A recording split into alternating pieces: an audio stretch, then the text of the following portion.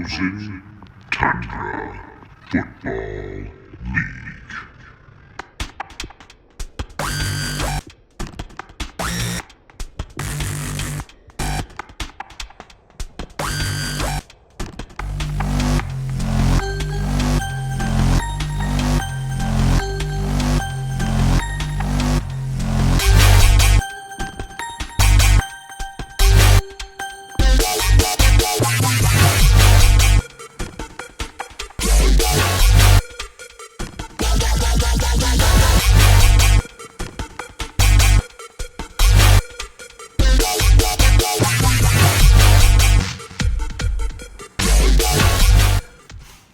Well, good evening and welcome back, all of my friends and fellow FTFLers. That's right, it is I, Brett Sieber, host of the FTFL Weekly Update, owner of the Hulkamaniacs, and desperately clinging to any shred of dignity I have as your king of the FTFL. 2 weeks into the season, and I said it last week, there was a chance with everybody playing against each other 1-0 versus 0-1 that we could start seeing some separation. And all but one game decided that we have a pile of people who are 2-0 and a pile of us are 0-2 and 2 people stuck in the middle at 1-1. It was another week and another poor performance by yours truly, the Hulkamaniacs. Let's be honest, who needs a horseshoe when you're this good, right? I mean, let's if I had a horseshoe, I got ripped off. I bought it at some podunk, probably Treasure City up there in Royalton. I love you, Treasure City in Royalton. In case you're watching, great place. I got Ninja Stars there, and I still use them. They're the best. Anyways, it was also another week, and yet another decent nomination. And this one is a throwback, my friends. It was a throwback. It appears that technology still hasn't quite caught up for one of our teams in the league. It was another week and another crushing performance by Sid Hagan, owner of the fake king of the FTFL squad. I mean, his team is absolutely rolling. Speaking of rolling into the Century Club, congratulations, John Linkowitz. You did it. You made it to 100, buddy. Cheers to you. Matt, you're the only one left. You're kind of behind because you started a little bit later. But honestly, we're all pulling for you. And in case you missed it, hot off the press today, the very first trade of the regular season went down. It was between Jeff Marxer's Mana Mana and Andy's Mixin' Cocktails. Jeff walks away with Cam Newton, George Kittle, and a 5th-round draft pick next year, where Andy gets Lamar Jackson, Jared Cook, and Jeff's 7th. Now, Andy had been talking about wanting Lamar Jackson. Andy had been talking about wanting Carson Wentz. When the draft went down, he got Cam Newton, who is struggling mightily and now is going to maybe miss some time. If you're Markser, this is all about George Kittle and I guess an extra draft pick going forward. We're not counting the other trade that went down, that farce of a trade, that mockery to the league of a trade, Patrick Mahomes for a 3rd-round pick, and by God, did Patrick Mahomes pay dividends this week.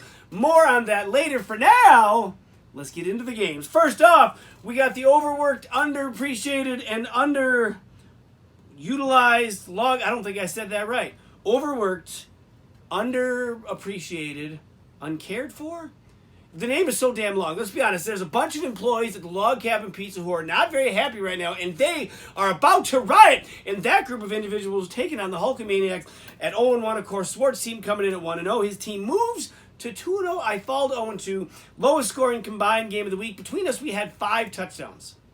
Patrick Mahomes had 4 touchdowns in the second quarter alone. This game was really not much until it kind of was on Monday night. Was it Monday night? No, sorry, Sunday night, but the Julio Jones show shut that down. Going into that game, I thought, well, there's really not much of a chance. I'm up by 15, and he's got Julio. I'm probably going to lose. But then there we were, late in the fourth quarter, and I was still up. And then Julio scored a long touchdown on an illegal block where a lineman just pancaked someone from behind. Regardless, I lose 75.5 to 66. No one else on Swart's team was in doubles. Williams was only one, though, below 5. So it was kind of an average effort on everyone's part to get him to that point. On the bench, Matt Ryan, Aaron Jones, and Kenny Golladay scored 62. That might have been enough to beat my 66, just the three of those with maybe one other player. No matter, he still won. For me, I mean, really, let's be honest, it comes down to the quarterback position. For the first time in a long time, and my apologies to Mr. Rogers, I didn't start him. Thought, you know what? Let's let this offense continue to warm up. Drew Brees is going to definitely get some points. And then Drew Brees got hurt. Rodgers scored 16. Had I played Rodgers, I would have won. I'd be off the schneid. Instead, I'm still here talking to you about the hapless Hulkamaniacs.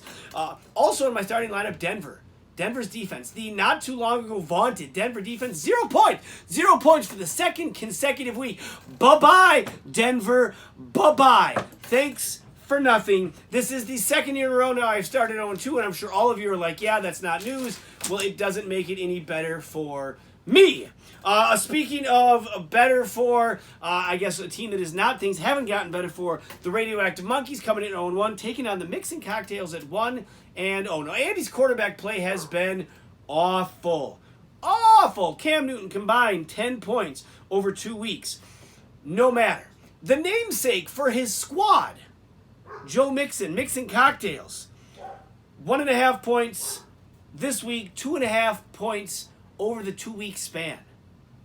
No matter. He moves to 2-0, 109 over Salty's 72. If you Saltmarsh, John Ross at 18, Jared Goff 16, Mark Andrews 16. No one else was above 6. So 3 people great. The rest of your team, and it doesn't really add up.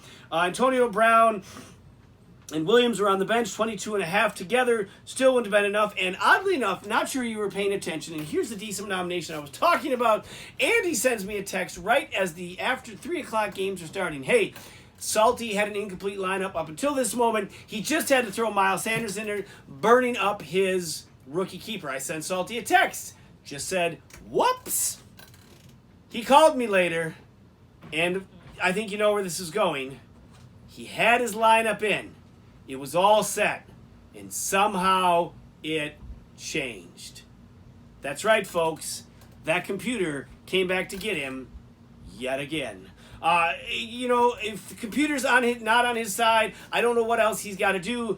Team Brutal falls to 0-2. If you're Andy, New England's defense, my goodness, dropped 37 on Miami. Then again, who might not this year on Miami? Le'Veon Bell, 13, but Bell is climbing a massive steep hill.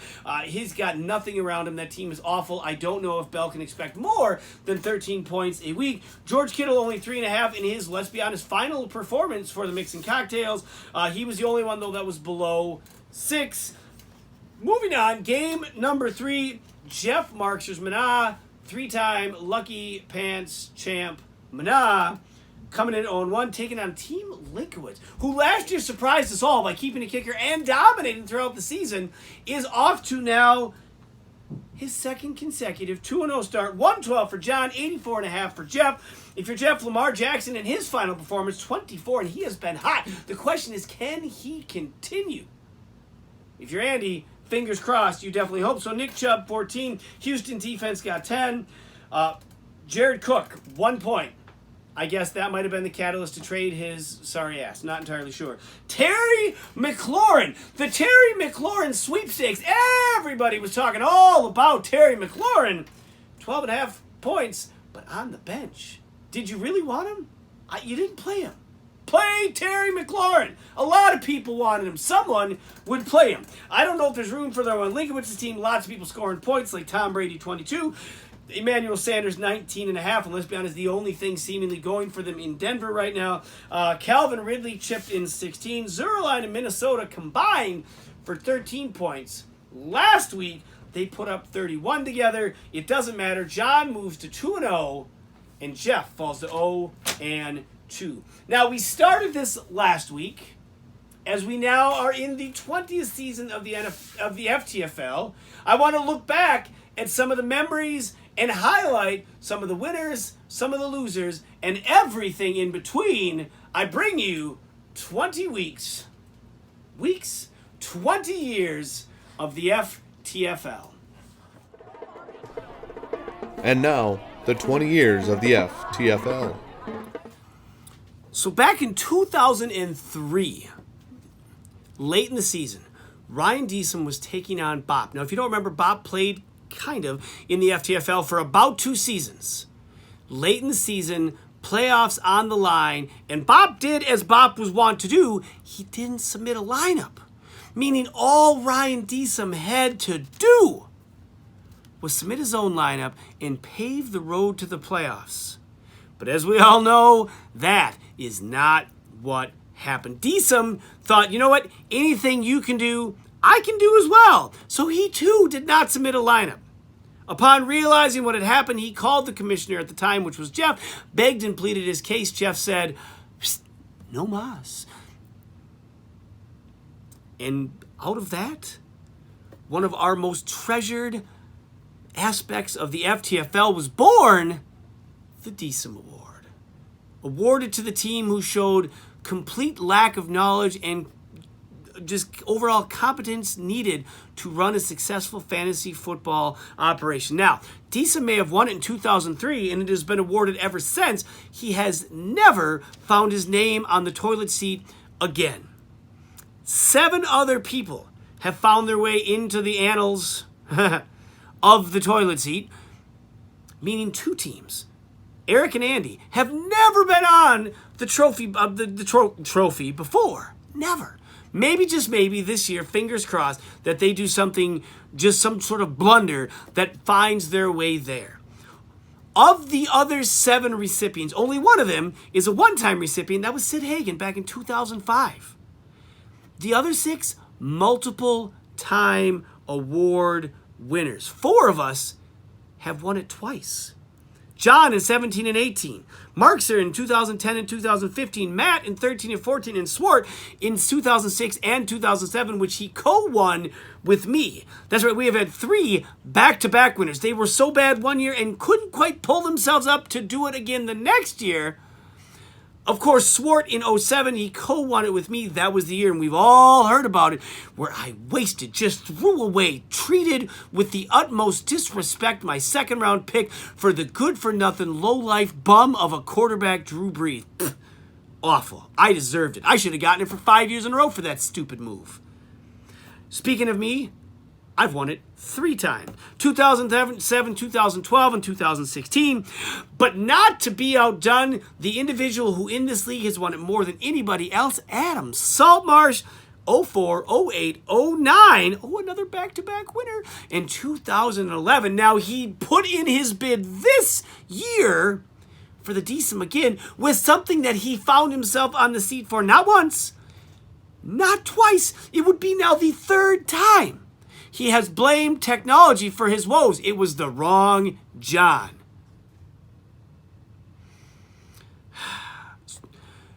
Either find help. Ask Sherry to double check, triple check. Ask your kids. They probably can do this better than you. Find a way to outsmart technology so you don't find your name on the seat for a record, your own record, by the way, 5th time. Unbelievable. Now, twice over the years, it has been awarded for what we would call the classic situation, where it was someone who forgot to submit a lineup, and both of which, oddly, were Matt in 2013 and 2014. Couple of my favorites, Joey Harrington for $1, for $1. I'm not entirely sure what was going on and how you were just clicking buttons so fast, Adam Swart, but why you felt you needed Joey Harrington for an hour? Sounds kinky to me. And my other favorite, which, of course, he got this back, which I know Deesum to this day is still not happy. Jeff giving away his 2nd-round pick for nothing. Hilarious when Eric tells a story about the fire drill hitting submit or accept. Good stuff. The Deesum Award, I think, is unique to our league. I love it, and I think it's great. I know John is a real big fan of it, too. Right, John? So that's it for this week, for the 20 years of the FTFL. Stay tuned for next week's segment. Till then. All right, let's get back into the games here. 2 more to go before we wrap this up and head home with it. Eric coming in at 1-0 with the Pack Attack, taking on Ryan Deesum. And the way past expiration date got stuck at the back of the cupboard for years. Titties and balls. Coming in at 0-1. And the O had to go. 107.5 for Deesum, 60.5 for Eric in the Pack Attack. If you're Ryan Deesum, it is all about Patrick Mahomes. 45 34 points, 40 of which came in the second quarter alone. And just remember, folks, he was added to a team for a measly third-round pick. Thanks, Hagan. Travis Kelce chipped in 15.5. Justin Tucker, 13. The Rams at 11. LaShawn McCoy, after a big debut last week, falls back with only 1.5 this week. If you're Eric, not a lot to talk to. The KC defense got you 12. Allen got you 10. Keenan Allen got you 10. Amari Cooper got you 10. Ingram and Marlon Mack together, 16 points. Jimmy Graham, big, fat, whopping 0. And something named Deebo Samuel on the bench with 14.5. Why on earth anybody named Deebo is not in your starting lineup at all times? Fail. Just fail. Last game of the week involves our current champion and 1-0, Sid Hagan, the fake king of the FTFL, taking on his lifelong friend, the architect, Matt, at 0-1. Matt put up a heck of a fight, 93.5 points, but it was not enough to beat Sid's 118.5.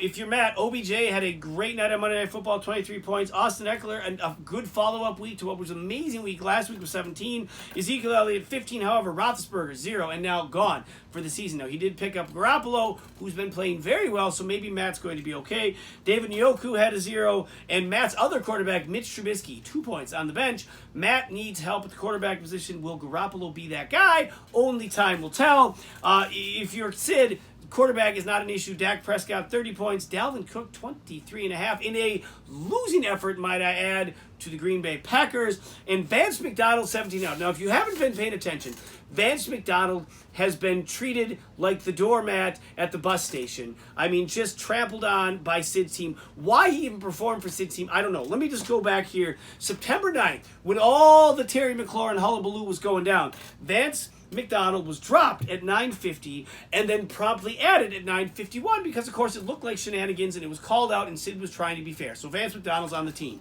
2 days later, Vance McDonald is dropped.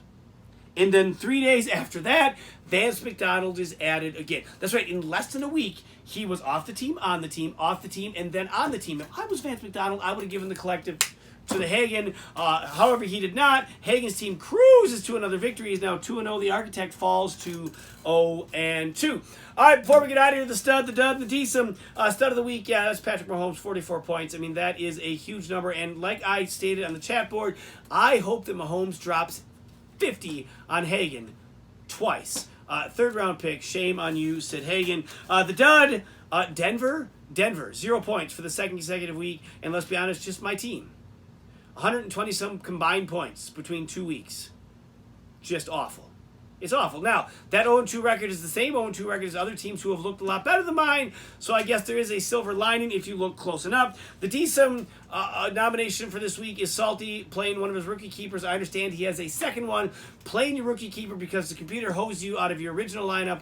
I can't make this up. I just can't. As we look forward to next week, it is going to be Mixing Cocktails at 2-0, taking on the Hulkamaniacs at 0-2. Now, might I remind you, one of the few teams I hold a winning record against is the former Dilly. Woo! Now, the Mixing Cocktails, we'll see if I can turn my fortunes around this season starting this week. Team Linkowitz cruising in at 2-0, taking on the Architect at 0-2. The overworked, underappreciated, and whatever log cabin employees about to riot at 2-0, taking on Mana. 3-time Lucky Pants champ Mana at 0-2. Yet another opportunity for greater separation. If all three of those teams at 2-0 win this week, the races get tough very early on in the season. Also playing this week, Ryan Deesum and you-know-what tucked into his waistband at 1-1, taking on the Radioactive Monkeys at 0-2. And lastly, the Pack Attack at 1-1, taking on the fake king of the FTFL. We're winding down the baseball season. You can see, here's the black tape I put over this logo over 2 years ago on this show. It is still here many washes later. Twins, you hosed us at the trade deadline. You continue to think that your offense is going to be able to outdo anything and everything. I hope you get beat. The only way I'm coming back in after this trade deadline and you just stomped on us one last time, beat the Yankees. Do something. Prove something. Beat the Yankees. Pull ads, you are all terrible people, and you are just taking advantage of us. But it's a nice cup, so. All right, my friends, good luck. Best of times in week 3. Until next time, peace.